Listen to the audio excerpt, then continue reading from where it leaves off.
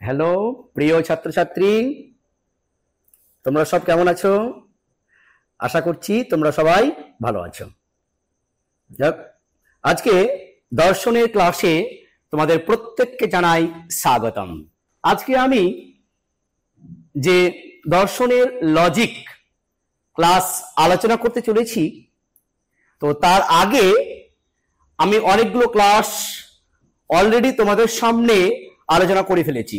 বাক্য থেকে বচন আমরা 3টা পার্টে সব শেষ করে দিয়েছি। তোমরা যারা এখনো দেখোনি তারা অবশ্যই সেইগুলো দেখে নাও। সেইগুলো আগে দেখে তারপরে এই ক্লাসটা দেখো। তোমাদের অনায়াসেই খুব সহজেই বিষয়বস্তুগুলো আয়ত্ত করে নেবে। যাই হোক, আজকে আমাদের আলোচ্য বিষয় পদের ব্যাপ্যতা। হেই, যদি তুমিও তোমার এক্সাম প্রিপারেশন অনেক সহজ করে তুলতে চাও, তাহলে ডেসক্রিপশন বক্সের লিংক থেকে এলিট অ্যাপটি ডাউনলোড করে নাও। সেখানে তুমি প্রতিটি টপিকের ভিডিও লেকচার, স্টাডি ম্যাটেরিয়ালস এবং নোটস, কোয়েশ্চেন অ্যান্সারের সলিউশন, অডিও বুকস এবং বোর্ডের যাবতীয় ইম্পর্টেন্ট আপডেট পেয়ে যাবে। তাই অ্যাপটি ডাউনলোড করতে ভুলো না। তো চলো আবার টপিকে ফিরে যাই। পদের ব্যাপ্যতা, এখান থেকে দুটো প্রশ্ন হয়। একটা হচ্ছে তাত্ত্বিক বা থিওরিক্যাল, বা যাকে আমরা বলি নোট ভিত্তিক, আর একটা হয় লজিক পার্ট। সেটা থিওরিক্যাল কি বা নোট ভিত্তিক প্রশ্নটা কি? সেটা হয় যে পদের ব্যাপ্যতা বলতে কি বোঝো, তার সঙ্গে দেবে যে নিরপেক্ষ বচনের কোন পদ ব্যাপ্য এবং কোন পদ অব্যাপ্য তা নির্ণয় করো। এর সঙ্গে একটু দিবে বা প্রশ্ন একটু অ্যাড করে দিতে পারে যে নিরপেক্ষ বচনের কোন পদ ব্যাপ্য এবং কোন পদ অব্যাপ্য তা আলোচনা করো বা উদাহরণ সহ বুঝিয়ে দাও। এই যে নোট বা তাত্ত্বিক, সেই নোট ভিত্তিকটাই আজকে আমরা আলোচনা করব।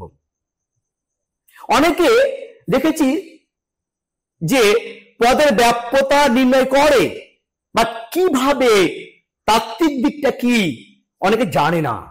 অনেকে সূত্র করে অ্যাপ্লাই করেই উত্তরগুলো করে নেয়। তাহলে তাদের জন্য বা তোমাদের সকলের সুবিধার জন্য আজকে আমি সুন্দরভাবে, সহজভাবে, সরলভাবে তোমাদের সামনে দেখিয়ে দেব বা আলোচনা করে দেব যে কিভাবে এ বচন, ই বচন, আই বচন, ও বচন কোন কোন পদ ব্যাপ্য হচ্ছে এবং কোন কোন পদ অব্যাপ্য হচ্ছে, তা আমরা তাত্ত্বিকভাবে, থিওরিক্যাল ভাবে পুরো আলোচনা করে দেব। তোমাদের খুব ইজিলি বলে মনে হবে, খুব সহজে তোমরা বোধগম্য করতে পারবে। তাহলে চলো, আর আজকে আমাদের যে ক্লাসের আলোচনা করব, সেই ক্লাসের তোমরা নোটপত্র এবং সমস্ত বিষয়ের পিডিএফ আকারে, মানে সমস্ত বিষয়ের নোট, এমনকি আমাদের আলোচ্য বিষয়ের যে নোট, সেটা তোমরা সম্পূর্ণটাই পিডিএফ আকারে পেয়ে যাবে। কোথায়? আমাদের এলিট অ্যাপস এর মাধ্যমে। এলিট অ্যাপস তোমরা প্লে স্টোরে গিয়ে বা আমাদের এই চ্যানেলের যে ডেসক্রিপটিভ লিংক আছে, সেই লিংকে গিয়েই ক্লিক করলেই অ্যাপটা ডাউনলোড হয়ে যাবে। সেই অ্যাপটা ডাউনলোড করে নিয়েই তোমরা সমস্ত নোট এবং ক্লাসগুলো সব অনায়াসেই পেয়ে যাবে। তো অবশ্যই সেটা ডাউনলোড করে নেবে। চলো তাহলে আমরা আজকে এখন আলোচনা করি। যে আলোচনা করছি সেটা পদের ব্যাপ্যতা। কি জিনিসটা? চলো আমাদের দেখো তো, পদ তার ব্যাপ্যতা। তাহলে আগে জানতে হবে পদটা কি, জানতে হবে। দেখো তো, আমরা এখন কোনো বচন দেখেছিলাম বা বচন করেছিলাম, তখন আমরা কি বলেছিলাম যে একটা বচনের কটা অংশ থাকে? 4টি অংশ থাকে। কি কি? সেটা হচ্ছে পরিমাণ, উদ্দেশ্যপদ, গুণ বা সংযোজক, বিদেহ পদ। তাহলে কটা পেলাম? 4টা। দেখো তো ওই 4টা অংশের মধ্যে দুটোকে আমরা পদ বলছি না? একটা উদ্দেশ্য পদ, একটা বিদেহ পদ। তাহলে একটা বচনের, নিরপেক্ষ বচনের 4টি অংশ হলেও পদ কটা হচ্ছে? 2টি পদ, একটা উদ্দেশ্য পদ, একটা বিদেহ পদ। তাহলে আমরা বুঝতে পারলাম যে পদের ব্যাপ্যতা, তার মানে উদ্দেশ্য পদ ব্যাপ্য না অব্যাপ্য, বিদেহ পদ ব্যাপ্য না অব্যাপ্য। তাহলে আমাদের বুঝতে পারলাম একটা নিরপেক্ষ বচনের 2টি যে পদ আছে, সেই 2টি পদ দেখব কোনটা ব্যাপ্য হচ্ছে আর কোনটা অব্যাপ্য হচ্ছে। এই যে পদের ব্যাপ্যতা, ব্যাপ্যতা বলতে বোঝায় যে একটা পদ সেটা ব্যাপ্য না অব্যাপ্য। এই যে ব্যাপ্য আর অব্যাপ্য এদের যে ধর্ম, এটাকে বলি আমরা পদের ব্যাপ্যতা। দেখো তোমরা একটু দেখে নাও, এই যে লিখেছি যে পদের ব্যাপ্যতা বলতে কি বোঝো, আর বিভিন্ন নিরপেক্ষ বচনের কোন পদ ব্যাপ্য ও কোন পদ অব্যাপ্য হয় তা আলোচনা করো। এই প্রশ্ন তোমাদের সামনে বললাম। এবার দেখো যে একটি বচনের কটি পদ থাকে বললাম? 2টি পদ। কি কি বললাম? উদ্দেশ্য পদ আর কি বললাম? বিদেহ পদ। দেখো উদ্দেশ্য পদ আর বিদেহ পদ। উদ্দেশ্য পদ আমি কি বলেছিলাম আগে ক্লাসে? হ্যাঁ, গুড। একটা বচনে যার সম্পর্কে কিছু বলা হয়, একটা বচনে যার সম্পর্কে কিছু বলা হয় তাকেই বলা হয় উদ্দেশ্য পদ। যেমন সকল কাক হয় কালো, এটা কার সম্পর্কে বললো? কাক সম্পর্কে বললো যে কাকটা কেমন কালো। একটা বাক্যে বচনে যার সম্পর্কে বলছে সেটা উদ্দেশ্য, তাহলে কাক সম্পর্কে বললো বলেই কাকটা হলো উদ্দেশ্য, যেটা আমরা আগে আলোচনায় করেছিলাম। এবার দেখো এই বিধেয় পদ, তাহলে কি আগে বলেছিলাম আবার বলছি যে একটা বাক্যে উদ্দেশ্য পদ সম্পর্কে যা বলা হয়, মনে রাখবো উদ্দেশ্য পদ সম্পর্কে যা বলা হয় সেটাকে বলা হয় বিধেয় পদ। দেখো তো যদি বলি সকল মানুষ হয় মরণশীল, একটা বচন, তাহলে এখানে কার সম্পর্কে বলছে? মানুষ সম্পর্কে। তাহলে মানুষটা হয়ে গেল উদ্দেশ্য পদ। মানুষটা কেমন? মরণশীল। তাহলে উদ্দেশ্য পদ সম্পর্কে কি বললো? মরণশীল বললো। তাই মরণশীলটা হয়ে গেল আমাদের বিধেয় পদ।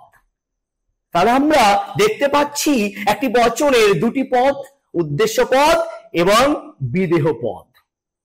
এবার আমরা দেখতে পাবো এই যে পদ দেখতে পাচ্ছি, এই পদের না আবার 2টি করে অর্থ থাকে।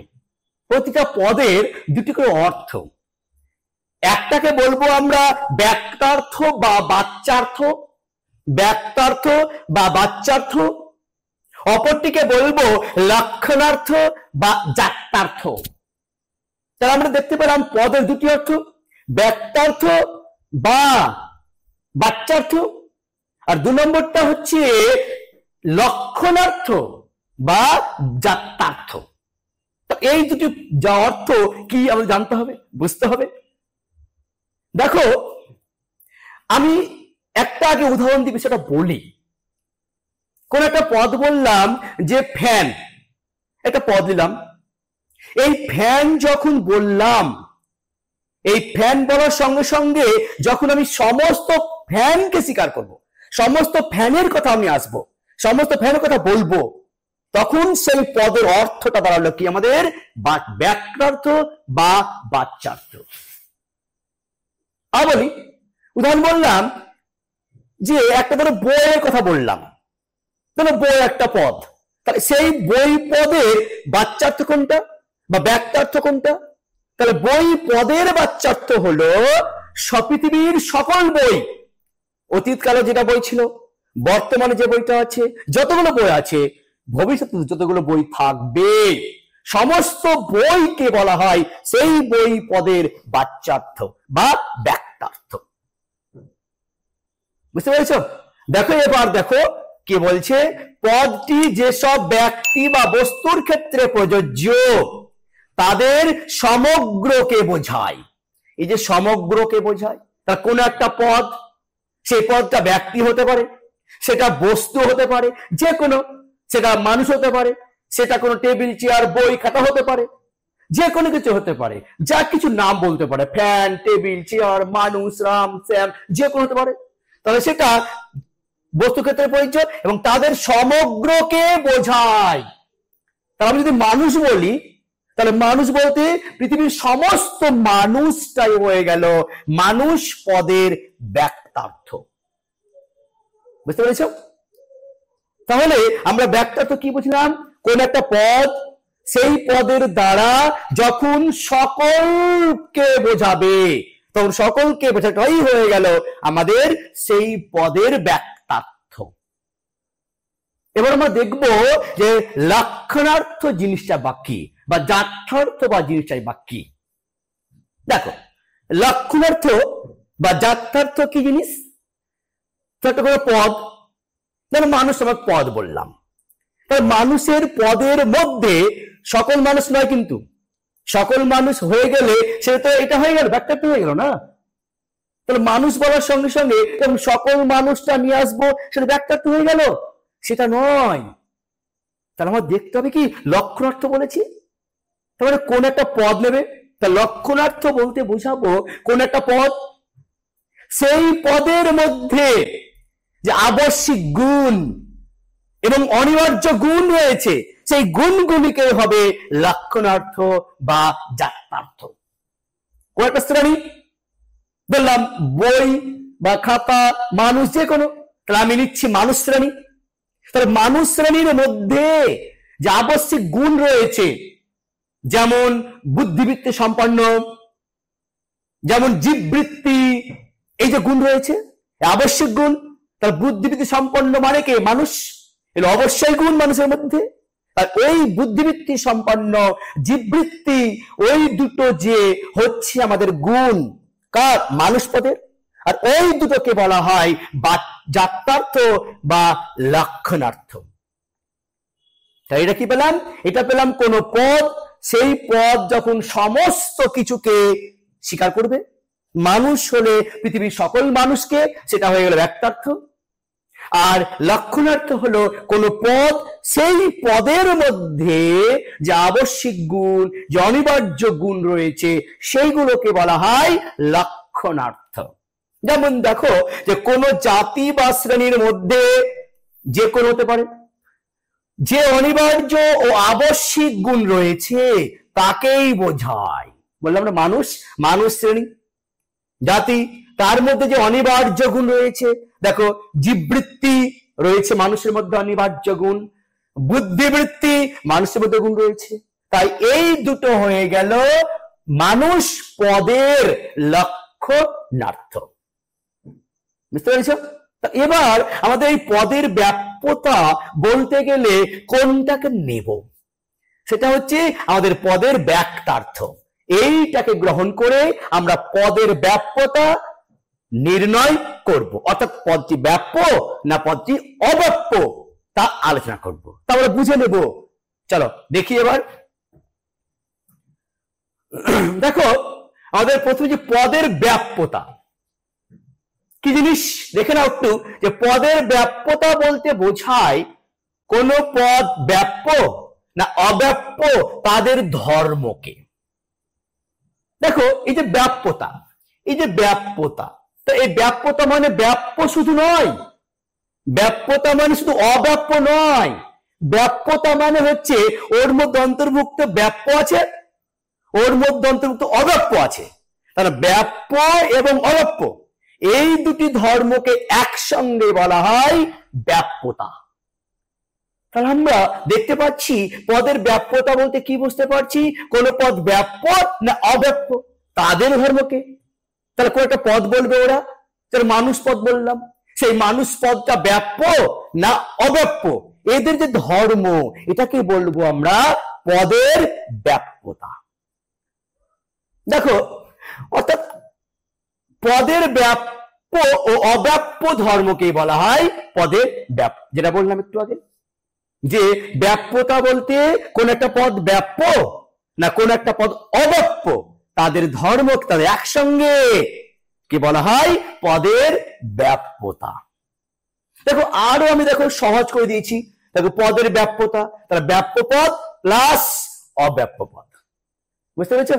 তার মানে যদি আমরা ধরি এই ধরো একটা কিছু এ ধরলাম আর বি আর সি, এটাকে যদি বলা হয় পদের ব্যাপ্যতা, তাহলে এটা হলো ব্যাপ্য পদ, এটা হলো অব্যাপ্য পদ, এই দুটোকে মিশিয়ে হবে এটা, বুঝতে পেরেছ?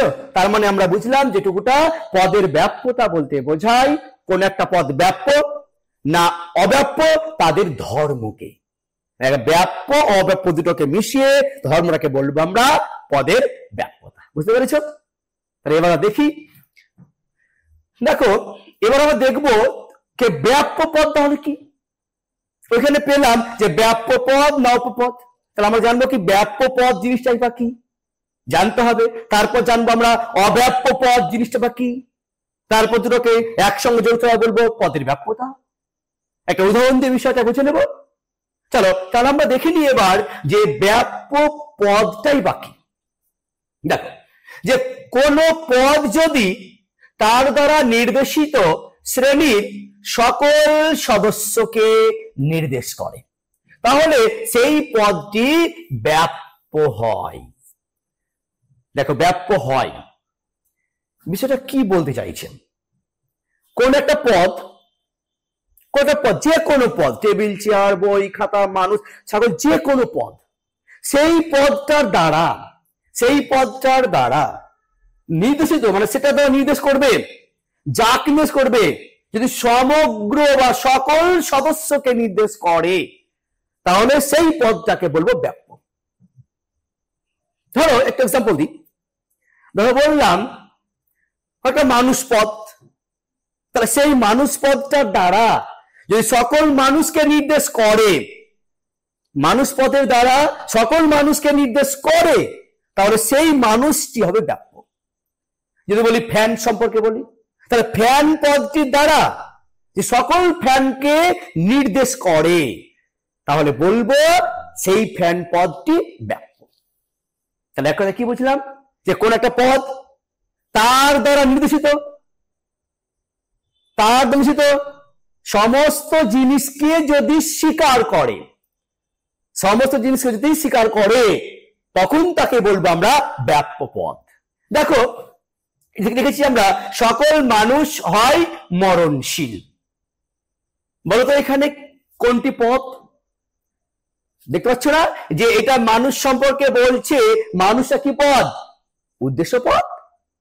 এবং মরণশীলটা কি পদ? অবশ্যই বিধেয় পদ। তা দেখো তো এই সকল যে মানুষ, এই মানুষটা উদ্দেশ্য পদ, এই উদ্দেশ্য পদটা দেখবো ব্যাপ্য হচ্ছে না অব্যাপ্য হচ্ছে। দেখো তো যে এই সকল মানুষ হয় মরণশীল, তাহলে এই মানুষ পদটির দ্বারা বুঝো, চেষ্টা করো যে সকল মানুষ, মানে পৃথিবী বললো এখানে বলছে সকল মানুষ হয় মরণশীল, তার মানে এই মানুষ পদটার দ্বারা নিশ্চয় শ্রেণীর সকল সদস্যকেই নির্দেশ করছে। দেখো সকল, এই মানুষ পদটার দ্বারা এখানে সকল শ্রেণীকে নির্দেশ করছে না। এখানে কি অল্প মানুষ বলছে, কিছু মানুষ বলছে, না সকল মানুষ বলছে? সকল মানুষ বলছে। তাহলে মানুষ পদটির দ্বারা নিশ্চয় সকল মানুষকেই বোঝাচ্ছে। তাই আর আমরা একটু কি বললাম যে যখন কোনো সকল সদস্যকে বোঝাবে সেটা কি হবে? ব্যাপ্য হবে। তাই এই মানুষ পদটির দ্বারা নিশ্চয় সকল মানুষকে বোঝানোর জন্য মানুষটা হয়ে গেল কি পদ? ব্যাপ্য। বুঝতে পেরেছ? আরেকটা বলি, বললাম যে সকল কাক হয় কালো বর্ণের, সকল কাক হয় কালো বর্ণের। দেখো তো এখানে উদ্দেশ্য কাক, কালো বর্ণের বিদেহ, তাহলে কাকটা দেখো তো এই কাককে এখানে সকল কাক কথা বললো না অল্প কাকের কথা বললো? সকল কাক নিশ্চয়। তাহলে এখানে কাক যে পদটা, সেই পদটার দ্বারা অল্পকে স্বীকার করছে না সমস্তকে স্বীকার করছে? নিশ্চয় সমস্তকে স্বীকার করছে। কেন সকল কাক বললাম, এখানে কাকটি, এই কাক পদটি সমস্ত কাককে স্বীকার করছে বলেই, সমস্ত কাককে নির্দেশ করছে বলেই সেটা সেই কাক পদটি হয়ে গেল ব্যাপ্য। বুঝতে পেরেছ? চলো তাহলে এবার আমরা দেখি, এবার আমরা দেখব যে কোন পদ অব্যাপ্য কি করে হয়। দেখো অব্যাপ্য পদ কি, এটাকে দেখে নিই, দিয়ে আমরা আলোচনা করে নিচ্ছি। কোন পদ যদি তার দ্বারা নির্দেশিত শ্রেণীর সমগ্র সদস্যকে না বুঝিয়ে তার একটি অংশ মাত্রকে নির্দেশ করে, তাহলে পদ অব্যাপ্য হয়। দেখো একটু আলোচনা করলাম কি পদটি ব্যাপ্য হয়, এখন কি বলছি পদটি অব্যাপ্য হয়। ওইখানে কি ছিল, সমগ্র যে পদটা কথা বলবে সমগ্রকে স্বীকার করবে, সামগ্রিক স্বীকার করবে, করলে ব্যাপ্য। এখানে কি বলছে না, সমগ্রকে সদস্যকে না বুঝিয়ে, তার মানে কি সমগ্র সদস্যকে বোঝাবে না, সকলকে স্বীকার করবে না, কোন একটা অংশ সে অল্প, তাহলে সমগ্রকে স্বীকার না করে অল্পকে স্বীকার করবে, কোন একটি অংশকে স্বীকার করবে, তবেই সেই পদটি হয়ে যাবে অব্যাপ্য। বুঝতে পেরেছ? তার মানে কোন একটা পদ নেব, সেই পদটা যদি সকল শ্রেণীকে না বুঝিয়ে অল্প শ্রেণীকে বোঝাবে, অল্প শ্রেণীকে বোঝাবে, তাহলে সেই পদটি অব্যাপ্য হবে, আর সকলকে বোঝালে সেটা ব্যাপ্য হয়ে যাবে। দেখো উদাহরণ, দেখো বিষয়টা যে যেমন দেখো সকল মানুষ হয় মরণশীল, আগেটা নিয়েছি আমি, ওইখানে কি দেখালাম, সকল মানুষ সম্পর্কে বলছে বলে এই মানুষ পদটা অলরেডি ব্যাপ্য হয়ে গেছিল। এবার আমরা দেখবো যে অব্যাপ্য কোনটা কিভাবে হচ্ছে। দেখো এই যে মরণশীল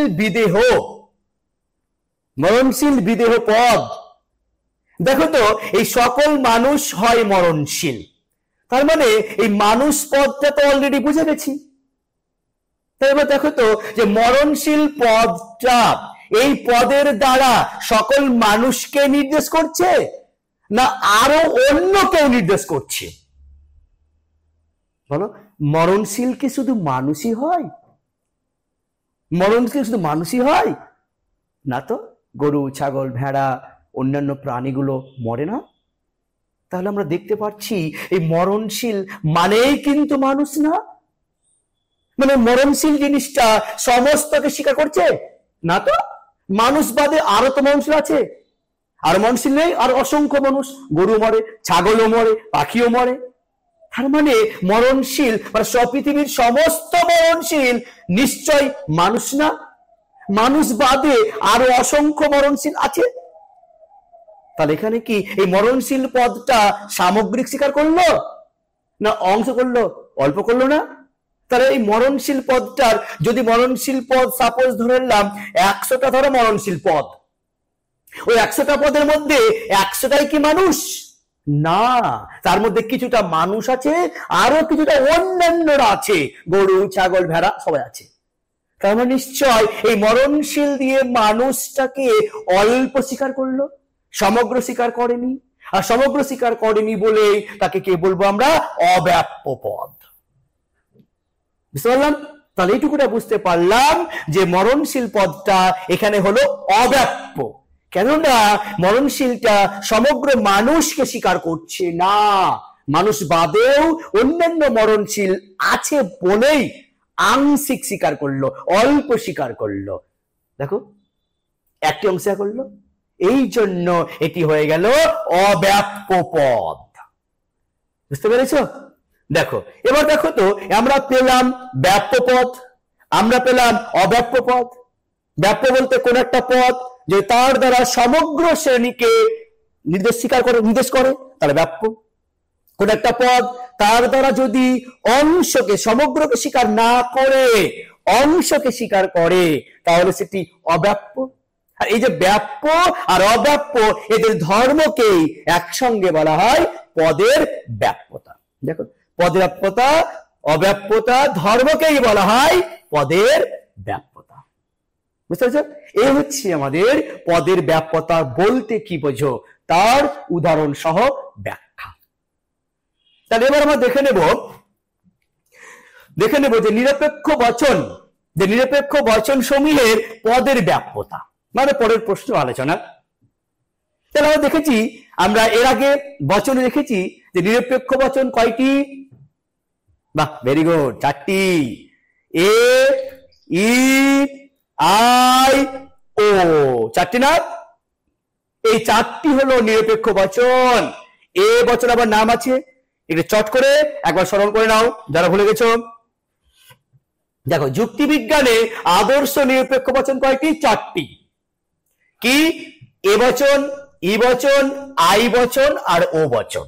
এ বচনকে বলা হয় সামান্য সদর্থক, ই বচনকে বলা হয় সামান্য নঙর্থক, আই বচনকে বলা হয় বিশেষ সদর্থক, ও বচনকে বলা হয় বিশেষ নঙর্থক। তাহলে আমরা এখন দেখব যে এই এ, ই, আই, ও, এই 4টা বচনের কোন পদ ব্যাপ্য হচ্ছে আর কোন পদ অব্যাপ্য হচ্ছে, কিভাবে হচ্ছে, কেন হচ্ছে, তার ব্যাখ্যা সহ আমরা খুব সহজেই আলোচনা করব। যে দেখবে তোমরা সবাই অনায়াসে খুব সহজেই সব অর্জন করবে, সব শিখে নেবে খুব ইজিলি ভাবে, ইন্টারেস্টিং এর ভাবে। দেখো কত সহজ। এই বিষয়টাকে অনেকরা কঠিন ভাবে, জটিল ভাবে আলোচনা করে বলেই তোমাদের কাছে দর্শন, লজিক কঠিন বলে মনে হয়, কিন্তু আমি বলছি কোনো কঠিন নয়, খুব সহজ জিনিস একটা লজিক, যে তোমরা অনায়াসেই সমস্ত বিষয় জেনে যাবে, শিখে যাবে। আমাদের এলিট চ্যানেলের মাধ্যমে তোমরা সমস্ত কিছু খুব বিনামূল্যে সমস্ত কিছু পেয়ে যাবে। ঠিক আছে, চলো তাহলে আমরা দেখে নিই বিষয়টা কিভাবে হচ্ছে। দেখো, তাহলে আমরা এই যে 4 প্রকার নিরপেক্ষ বচন, যে আদর্শ নিরপেক্ষ বচন 4টি, এটা আমরা আজকে আলোচনা করব। দেখো, তাহলে প্রথমে কি লিখেছি সামান্য সদর্থক বচন, নিশ্চয়ই বচন। এই এ বচনটার কোনটা পদ ব্যাপ্য হচ্ছে আর কোনটা পদ অব্যাপ্য হচ্ছে, কিভাবে হচ্ছে, তার ব্যাখ্যা এখন আমরা আলোচনা করব। সেটা একটা উদাহরণ দিয়ে আলোচনা করব। দেখো, এটা আমরা লিখলাম সকল ফুল হয় লাল, এটা হচ্ছে এ বচনের।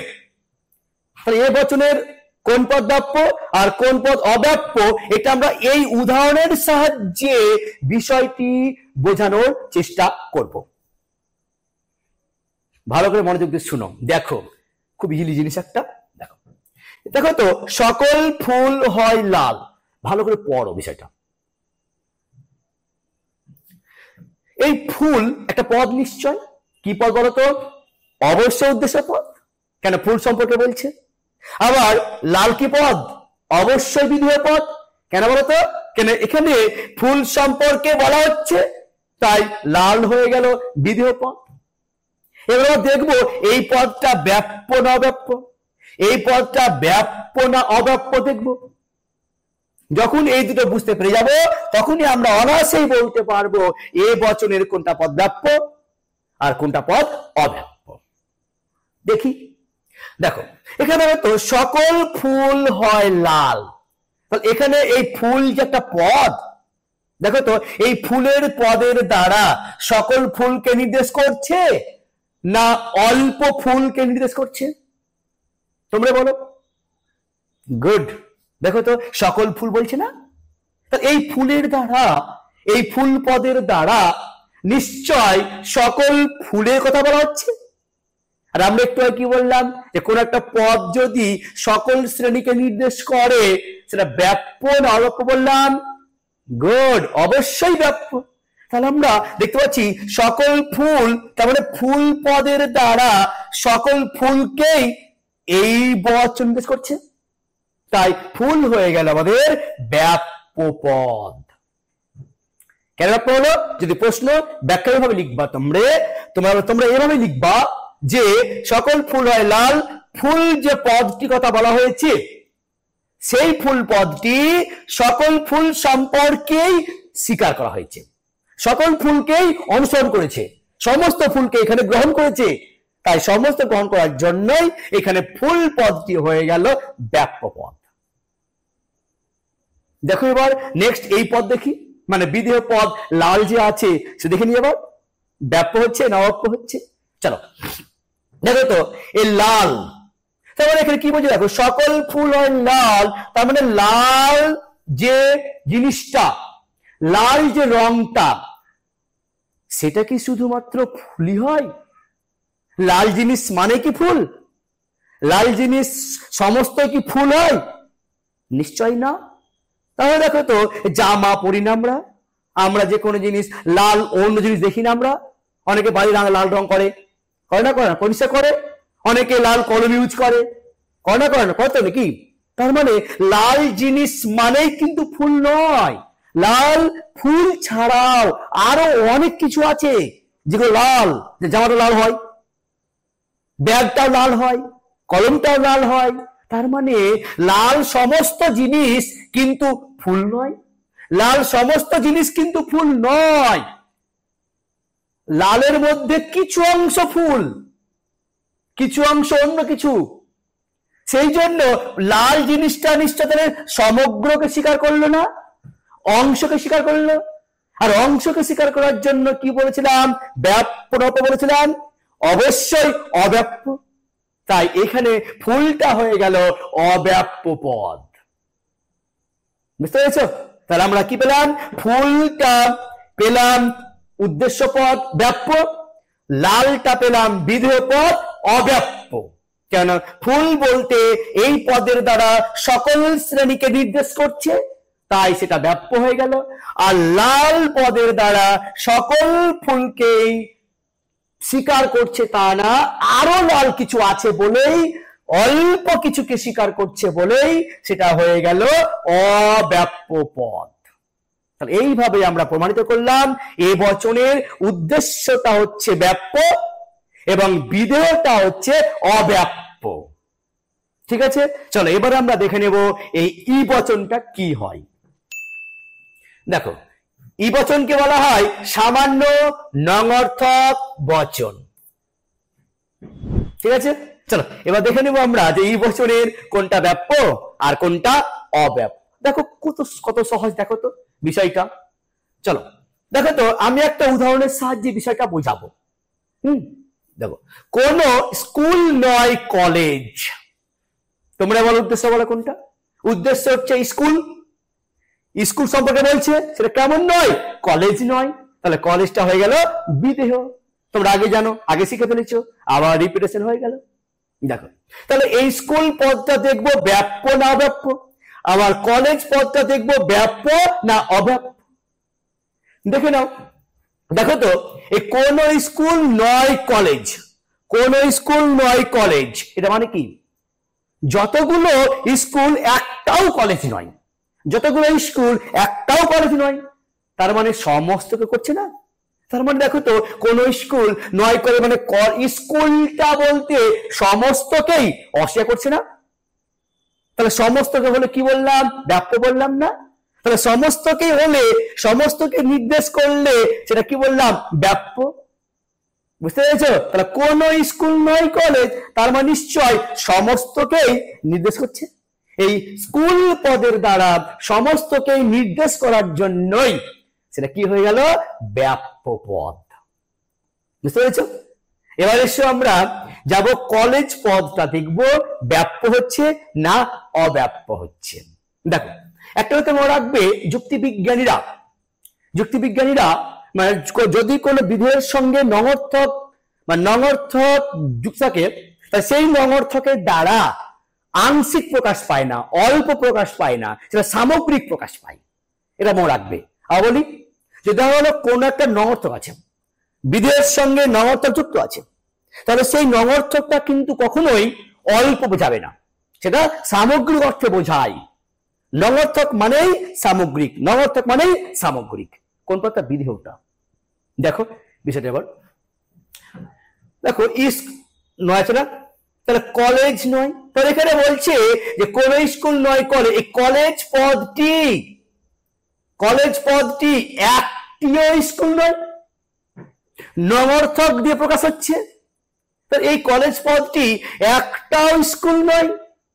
একটা স্কুল না হলে নিশ্চয় তাহলে সামগ্রিককে, সমগ্রকে নির্দেশ করছে না, গ্রহণ করছে না। বুঝতে পেরেছো? তার মানে কি বলছে? দেখো, এই কলেজ একটাও স্কুল নয়। এই পৃথিবী যতগুলো কলেজ, সেগুলো একটাও নয়। অতএব এই নঙর্থকটা অন্তর্ভুক্ত হয়ে আছে মানেই সমগ্রকে নির্দেশ করছে, আর সমগ্রকে নির্দেশ করতে গেলে আমরা কি বললাম? ব্যাপ্য। তাই এখানে কলেজ পদটিও হয়ে গেল ব্যাপ্য। এই একই রকম ভাবে আরেকটা বলি আমরা, কোন বই নয় সুন্দর। তাহলে বই, কোন বই নয় সুন্দর, তাহলে এখানে কি বলছে ওরা? একটিও বই সুন্দর নয়। সমস্তকে স্বীকার করছে, সমস্তকে মেনে নিচ্ছে, সমস্তকে অনুসরণ করছে, তাই বইটি হয়ে গেল ব্যাপ্য। আবার সুন্দরটা দেখো তো, নয় সুন্দর। একটু কি বললাম যে নয় থাকলে সেটাকে সামগ্রিক অর্থে গ্রহণ করা হয়, যেটা গ্রহণ করেছেন। তা নয় সুন্দর, সুন্দরের দ্বারা একটাও সুন্দর বই নয়, একটাও সুন্দর বই নয়, তার মানে সমস্তকেই নির্দেশ করছে, তাই বইটাও হয়ে গেল ব্যাপ্য পদ। অতএব আমরা এইটুকুনি বুঝতে পারলাম যে ই বচনের উদ্দেশ্য পদ যেমন ব্যাপ্য হয়, বিধেয় পদটাও ব্যাপ্য হয়। বুঝতে পেরেছ? তো এবার আমরা যাই পরেরটাতে, বিশেষ সদর্থক বচন। মানে কি বচন? আই বচন। একটু কি জানলাম? এ বচন জানলাম, ই বচন জানলাম, এবার জানবো আমরা কি বচন? আই বচন। ঠিক আছে, চলো দেখে নিই আমরা আই বচনে কোন পদ ব্যাপ্য হয় আর কোন পদটা অব্যাপ্য হয়। দেখো, আমি একটা উদাহরণ নিলাম যে আই বচনের একটি উদাহরণ, কোন কোন মোবাইল হয় সাদা। বাস্তব যে বলছি এখন মোবাইল, তাই না? মোবাইলের উদাহরণ, তাহলে কোন কোন মোবাইল হয় সাদা। বলো তো কোনটা কোনটা পদ, তোমরাই বলো। হ্যাঁ, একদম ঠিক, মোবাইলটা হলো উদ্দেশ্য পদ আর সাদা হলো বিধেয় পদ। তা দেখবো এই মোবাইলটা ব্যাপ্য না অব্যাপ্য, সাদা ব্যাপ্য না অব্যাপ্য। যদি এই মোবাইল পদের দ্বারা সমস্তকেই অনুসরণ করে ব্যাপ্য হবে, আর সাদা পদের দ্বারা সমগ্রকেই অনুসরণ করে ব্যাপ্য হবে, আর অল্প হলে কি হবে? অব্যাপ্য হবে। চলো দেখে নিই এবার। দেখো, কোন কোন মোবাইল হয় সুন্দর। মোবাইল একটা পদ। দেখো তো, এই মোবাইলের দ্বারা, মোবাইলের যে পদ, ইনি কি সমস্ত মোবাইলকে নির্দেশ করছেন? এই মোবাইল পদটা সমস্ত মোবাইলকে নির্দেশ করছেন? নির্দেশ করছে না তো। দেখো তো, কোন কোন বলেছে, তাই না? কোন কোন মোবাইল মানে কিছু কিছু মোবাইল। কিছু কিছু মোবাইল কেমন? সাদা। তার নিশ্চয় কিছু কিছু মানে সমস্ত মোবাইল নয়, আর সমস্ত মোবাইলকে নির্দেশ করলো না মানে অব্যাপ্য। তাই কোন কোন মোবাইল, কিছু কিছু মোবাইলকে এখানে স্বীকার করার জন্য এই মোবাইল পদের দ্বারা সমস্তকে স্বীকার করলো না, সমস্তকেই অনুসরণ করলো না, নির্দেশ করলো না বলেই সেটা হয়ে গেল অব্যাপ্য। তাহলে আমরা বুঝতে পারলাম আই বচনের উদ্দেশ্য পদটি হয় অব্যাপ্য। বুঝতে পেরেছ? এবার দেখি আমরা সাদা বিধেয় পদটি ব্যাপ্য হচ্ছে না অব্যাপ্য হচ্ছে। দেখো তো, কোন কোন মোবাইল হয় সাদা বা সাদা বর্ণের। দেখো তো, ওই সাদা সমস্ত কিছু কি মোবাইল হয়? তো ভাবো তো, সাদা পৃথিবীতে যা দেখতে পাও সেটা সবই কি মোবাইল? না তো। অনেকে সাদা ড্রেস পরে না, সাদা কলম ইউজ করে না, অবশ্য করে। তাহলে আমরা দেখতে পাচ্ছি সমস্ত এই সাদা পদের দ্বারা সমস্তকেই মোবাইল নির্দেশ করছে না। সমস্ত সাদা মানেই মোবাইল নয়, সাদা আরো অন্যান্য কিছু আছে, তাই এখানে সমগ্রকে নির্দেশ করছে না বলেই সেটা হয়ে গেল অব্যাপ্য। তাহলে এখানে আমরা দেখতে পেলাম আই বচনের দুটি পদের মধ্যে উদ্দেশ্যটা যেমন অব্যাপ্য হচ্ছে, অল্প স্বীকার করছে, আর ঠিক একই রকম ভাবে বিধেয়টাও অব্যাপ্য হচ্ছে। কেন? অল্প স্বীকার করছে বা নির্দেশ করছে। এবার আমরা দেখে নেব যে ও বচনটা কি হয়। ও বচন কি? বিশেষ নঅর্থক বচন, যাকে আমরা বলি ও বচন। ও বচন, এবার ও বচনের দেখবো আমরা কোনটা পদ ব্যাপ্য আর কোনটা পদ অব্যাপ্য। দেখে নি একটা উদাহরণের সাহায্যে বিষয়টা আমরা বোঝানোর চেষ্টা করব। দেখো, কোন কোন আম নয় মিষ্টি, নিশ্চয় ও বচন। বলো তো পদ কোনটি? তোমরা বলো। দেখো আম উদ্দেশ্য পদ, আর মিষ্টি হচ্ছে কি বিধেয় পদ, কারণ আম সম্পর্কে বলেছে। আর আমটা কেমন মিষ্টি, তাহলে মিষ্টিটা কি বিধেয় পদ। তাহলে আমরা দেখবো এই আম পদটা ব্যাপ্য হচ্ছে না অব্যাপ্য হচ্ছে, মিষ্টি পদটা ব্যাপ্য না অব্যাপ্য। চলো দেখিনি। দেখো তো এই আম পদের দ্বারা সমগ্র শ্রেণীকে নির্দেশ করছে না অল্পকে নির্দেশ করছে। সমগ্র শ্রেণীকে নির্দেশ করলে ব্যাপ্য হয়, আর অল্প করলে কি হয় অব্যাপ্য হয়। দেখো তো কোন কোন আম এই আম পদের দ্বারা সমষ্টি না অল্প, একদম ঠিক, সেটা হচ্ছে অল্প। দেখো কোন কোন কিছু কিছু, কিছু কিছু আম নয় মিষ্টি, তাহলে কিছু কিছু আম বলেছে ওরা, সমস্ত আম বলেনি। এর কিছু কিছু অল্পের জন্য, কোন কোন বলার জন্যই আম পদের দ্বারা অল্পকে, আংশিককে, একটি অংশকে স্বীকার করার জন্যই, সমগ্রকে স্বীকার করেনি বলেই সেটা হয়ে গেল অব্যাপ্য।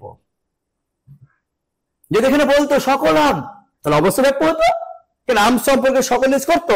কিন্তু এখানে কি বলছে কোন কোন আম, কিছু কিছু আম, এই কিছু কিছু আম বলেছে আম পদের দ্বারা সকলকে নির্দেশ করছে না, অল্পকে নির্দেশ করছে, তাই আম পদটি হয়ে গেল অব্যাপ্য। এবার দেখবো যে বিধেয় পদটি ব্যাপ্য হচ্ছে না অব্যাপ্য হচ্ছে। একটু আগে বললাম না, এই যুক্তি বিজ্ঞানীরা বলেছেন নঙর্থক দিয়ে কোনো পদ থাকলে সেটি আংশিক অর্থে প্রকাশ পায় না, সেটা সামগ্রিক অর্থে প্রকাশ পায়।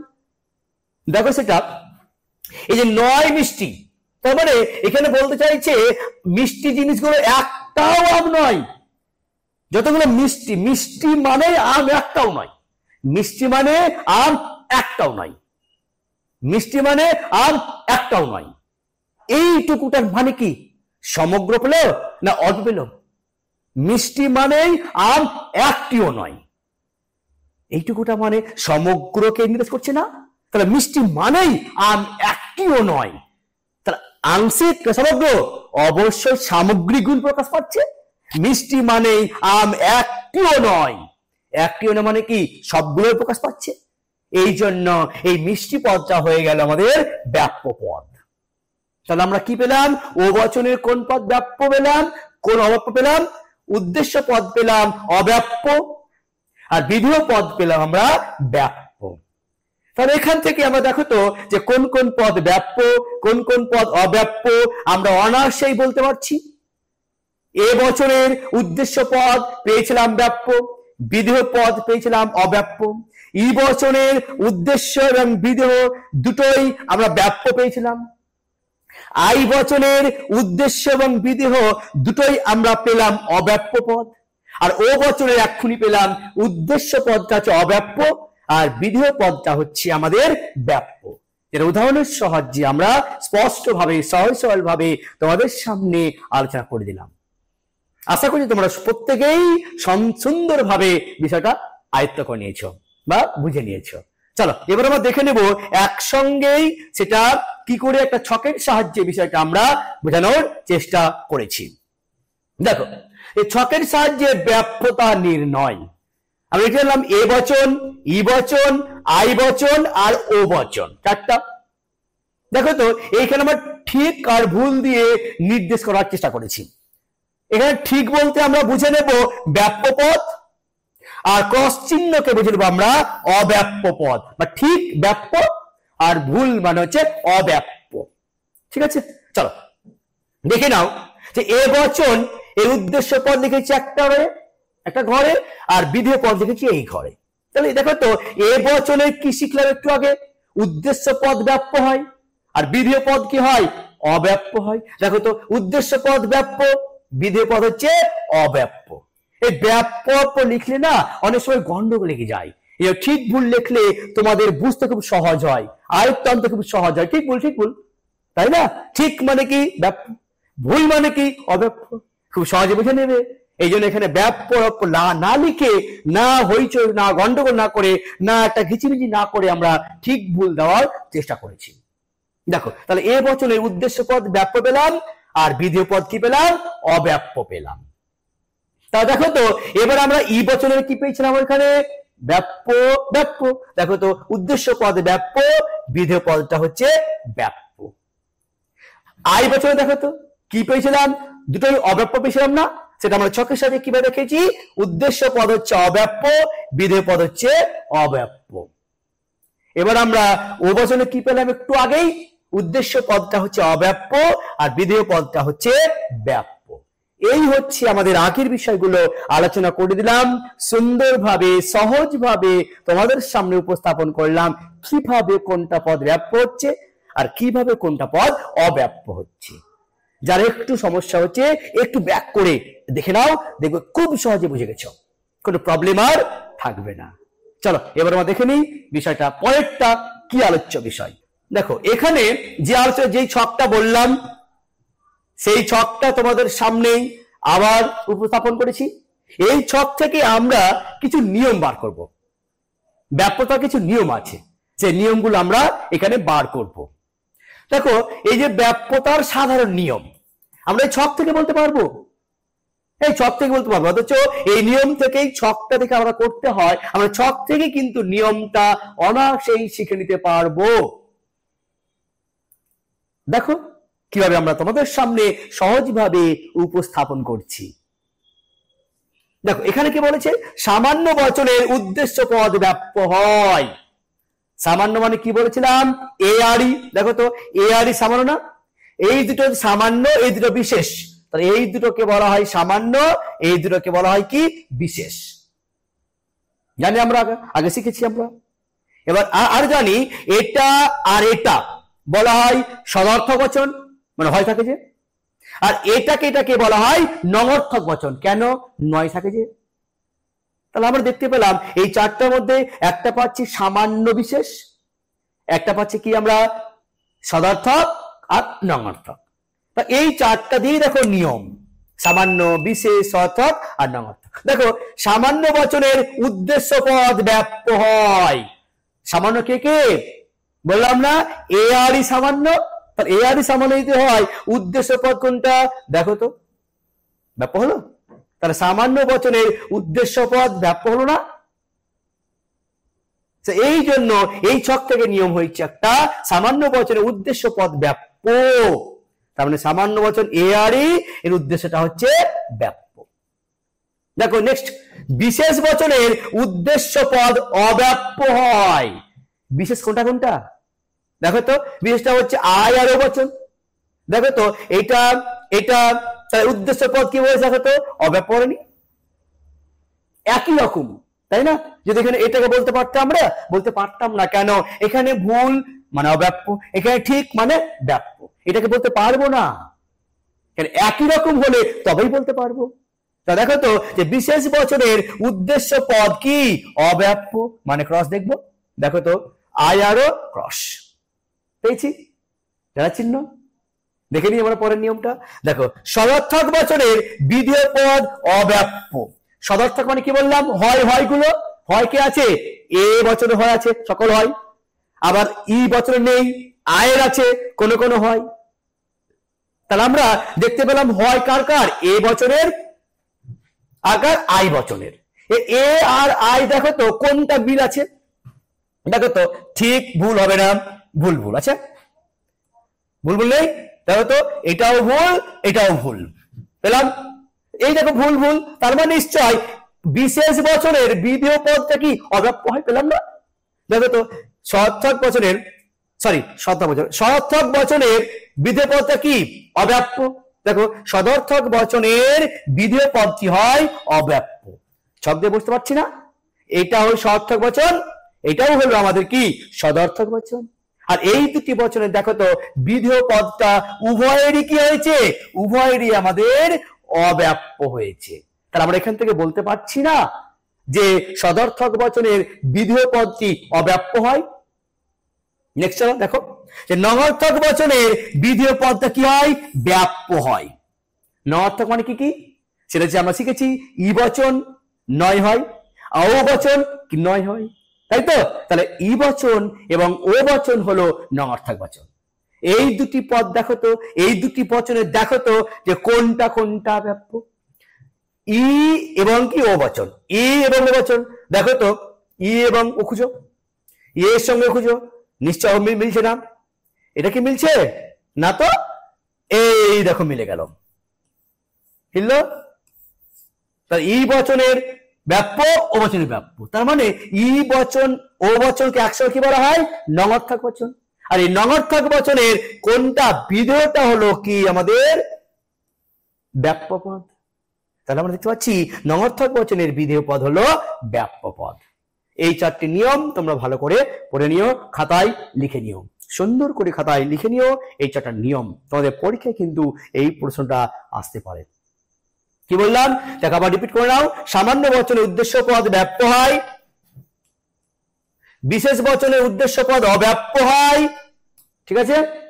আবার চলো, সহার্থক বচনের বিধেয় পদ অব্যাপ্য, সহার্থক মানে এ আর আই, বিধেয় পদ অব্যাপ্য হয়েছে। আবার নঙর্থক বচনের বিধেয় পদ ব্যাপ্য, নঙর্থক মানে ই আর ও, দেখো বিধেয় পদ এই আর এ হচ্ছে ব্যাপ্য। এই চারটাকে বলা হয় ব্যাপ্যতার সাধারণ নিয়ম। এই নিয়মের পরিপ্রেক্ষিতেই বা এই ছকের পরিপ্রেক্ষিতেই আমরা এর পরের ক্লাসে দেখব লজিক্যালি পার্টটা, এই ব্যাপ্যতার লজিক্যালি পার্টটা, যে কোন কোন বচনের কোন কোন পদ ব্যাপ্য সেটা আমরা লজিক্যালি পার্ট দেখব এর পরের পার্টে, পরের ক্লাসে। আমরা সেখানে আলোচনা থাকবে যে অনেকগুলো বাক্য থাকবে, সেই বাক্যগুলোকে কিভাবে আমরা ব্যাপ্য পদ নির্ণয় করব আর অব্যাপ্য পদ নির্ণয় করব। অনেক বাক্য থেকে বচন রূপান্তর করে তার কোন পদ ব্যাপ্য এবং কোন পদ অব্যাপ্য তা নির্ণয় করো, সেটা আমরা পরের ক্লাসে সুন্দরভাবে আলোচনা করে দেব। আজকে আলোচনা করলাম আমরা ব্যাপ্যতার সাধারণ থিওরিক্যাল পার্ট, তাত্ত্বিক পার্ট, যেটা অনেকেই জানে না, অনেকেই বিষয়টা বোধগম্য হয় না। তাই তোমাদের সামনে সহজভাবে সুন্দরভাবে উপস্থাপন করার চেষ্টা করলাম, যেটা তোমরা অনায়াসেই সমস্ত বিষয় অর্জন করলে, শিখে নিলে। আর এই আমাদের আলোচ্য যে নোট ভিত্তিক যে আলোচনা, থিওরি ভিত্তিক যে আলোচনা, তাত্ত্বিক ভিত্তিক যে আলোচনা করলাম, সেই সমস্ত তোমরা পিডিএফ আকারে পেয়ে যাবে তোমাদের এলিট অ্যাপস এর মাধ্যমে। সেই এলিট অ্যাপটি তোমরা প্লে স্টোর থেকে বা আমাদের ডেসক্রিপটিভ লিংকে দেওয়া আছে লিংক থেকে ডাউনলোড করে নেবে। আর সেই ডাউনলোড করে নিয়েই সেখান থেকে তোমরা সমস্ত নোট একদম বিনামূল্যে সমস্ত পিডিএফ পেয়ে যাবে। তোমরা আর দেরি না করে তোমরা সবাই এটাকে ডাউনলোড করে নিও। আর একটা কথা, আমাদের এই ক্লাসটি কেমন লাগলো, আলোচনা করতে কেমন লাগলো, সেটা অবশ্যই তোমরা কমেন্ট বক্সে কমেন্ট করে জানিও। তাহলে তোমাদের কমেন্টে মানে আমাদের ক্লাসে একটা অনুপ্রেরণা জাগে, আরো আমাদের ক্লাস করতে একটা উৎসাহিত উদ্গ্রীব লাগে। তাই তোমাদের আজকে যে আলোচনা করলাম এই বলে আমি এখানে ক্লাসটা সমাপ্ত করলাম। পরে আবার নেক্সট আবার দেখা হচ্ছে। এই ধরনের এডুকেশনাল ভিডিও আরও দেখতে চ্যানেলটিকে সাবস্ক্রাইব করে এলিট পরিবারের মেম্বার হয়ে যাও। Thank you so much and always remember, knowledge worth sharing.